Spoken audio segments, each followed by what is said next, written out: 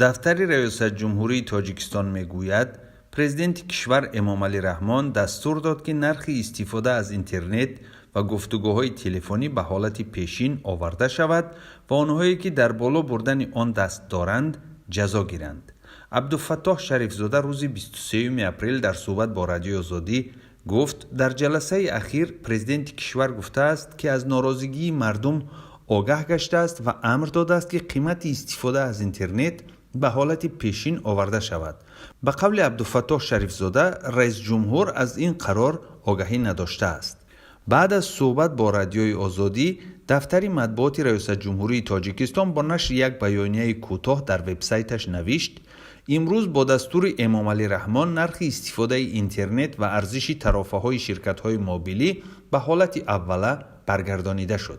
در بیانیه آمده است که با سفارش پرزیدنت نسبت شخصان مسئول که به این کار راه داده‌اند چاره‌جویی کرده شد، اما معلوم نیست نسبت این افراد چی چاره اندیشیده شده است. حالا هم معلوم نیست که دستور کی رسما به اعتبار کرده می شود و شرکت‌های موبیلی در کدام مدت به قیمت‌گذاری‌های پیشینه برمیگردند. بر اساس قرار مذکور از اول ماه مارس که روز 18 اپریل حکم اجرا گرفت، شرکت‌های موبیلی نرخ 1 مگابایت اینترنت را به 6.12 درم رسانیدند و قیمت 1 گیگابایت آن 62 سومانی شد. قبلا 1 گیگابایت اینترنت از 30 تا 35 سومانی قیمت داشت. مخالفین قرار بالا بردن نرخ اینترنت می گفتند بیش از 1 میلیون اهالی تاجیکستان در خارج کار و اقامت می کنند و یگانه وسیله ارتباط آنها با والدان یا زن و فرزند آنها با مهاجران اینترنت و وسیله های ارتباطی به مثل وایبر و ایما و واتساپ است.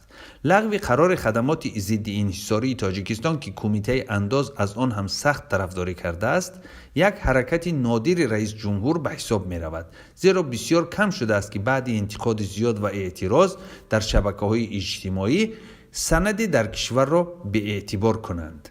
اعتراض و شکایتی که بعد نشر این قرار در شبکه‌های اجتماعی به وجود آمد در تاجیکستان بسیار کم به نظر می رسد. کار به حدی رسید که گروه از فعالان مراجعتنامه را به نام رئیس جمهور آماده کردند و در یکی از محله‌های مرکزی دوشنبه جمع آمده از مردم امضا طلب کردند.